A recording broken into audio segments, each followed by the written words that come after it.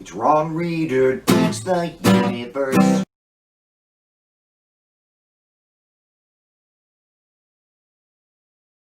I'm Ron Reader, and this is Ron Reader Digs the Universe. And tonight, the Evangelicals and their orange bail. I saw a headline on Raw Story yesterday that caught my interest. Conservative fears Trump has fatally corrupted evangelical Christianity. It was a decent essay, mostly about how evangelicals have abandoned the issue of moral character for Trump and how disturbing it is that he is literally their chosen one. Agreed. And you can add to that list a whole lot more disturbing shit. But back to that headline. I don't think it's reasonable to say that Trump has corrupted the evangelicals because they were totally ready for him in 2016, waiting for him, in fact, for some years. And as a recovering Southern Baptist, I got to see some of this preparation for Trump in its early stages. Probably the best way to describe the Southern Baptists' moral evolution, or rather corruption, over the decades is to observe that when I was a kid in the 1970s, they were cool with Halloween. By the time I was a teenager in the 1980s, they were not cool with Halloween.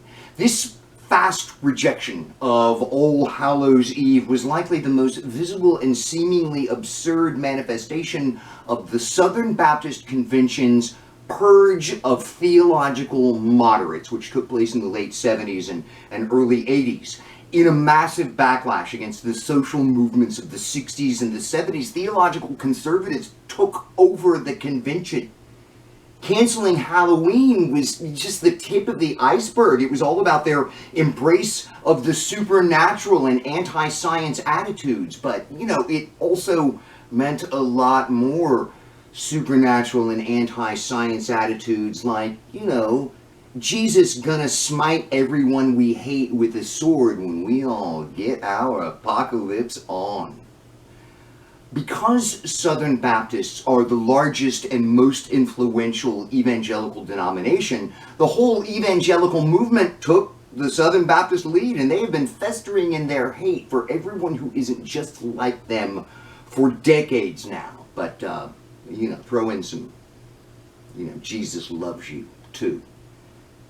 Jerry Falwell and Ronald Reagan pulled the whole lot into politics, making evangelicals salivate over the possibility of using the government to actually smite their enemies, and they salivate still. Now, this 80s Southern Baptist Convention purge of moderates gives us the specific setup for the Trump years, but really this goes all the way back to the antebellum South. I hope we all understand that the Southern Baptists were created literally to be the slave owner's religion, right? We know that? First, there were only Baptists. Then the abolition movement came along, which was embraced by Baptists in the North, but not the South. Thus, the Southern Baptists, evangelicals, carry these malevolent cultural genes still. A holy, burning desire to freeze the nation in the 19th century with all its violence, patriarchy, homophobia, racism, economic oppression, and on, whether they admit it or not.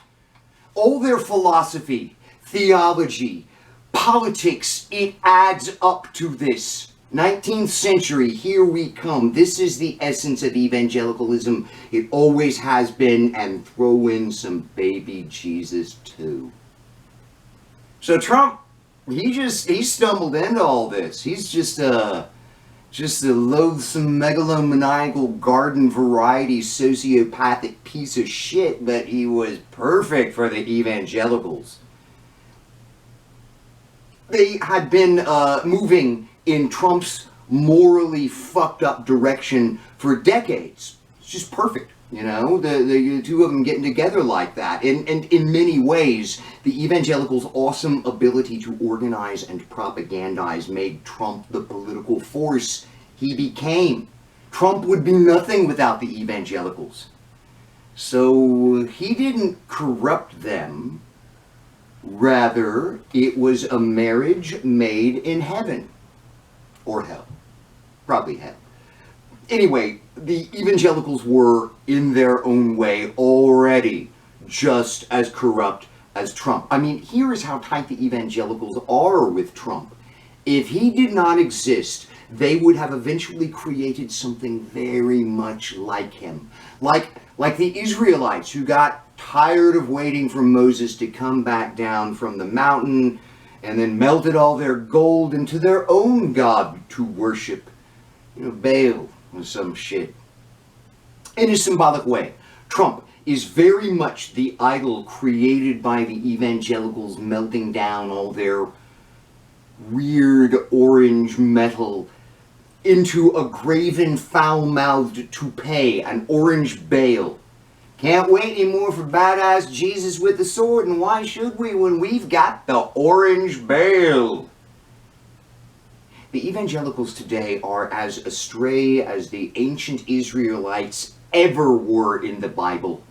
More. I don't think they're coming back from this. The Beatitudes, love, compassion, these are all simply words to them.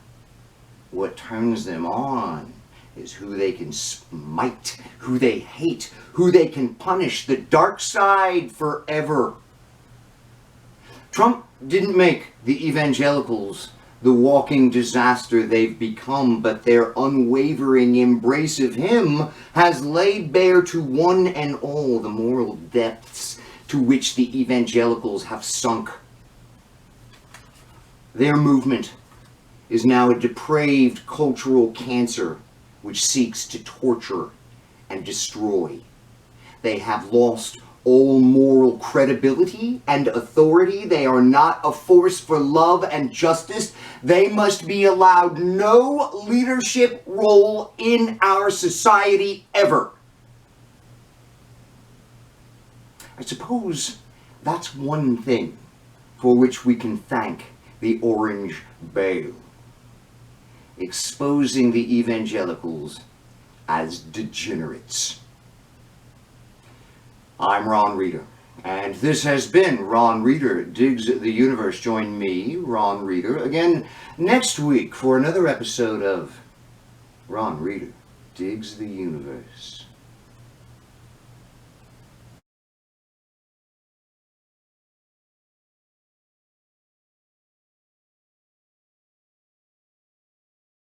Can't wait anymore for badass Jesus with the sword, and why should we when we've got the orange Baal?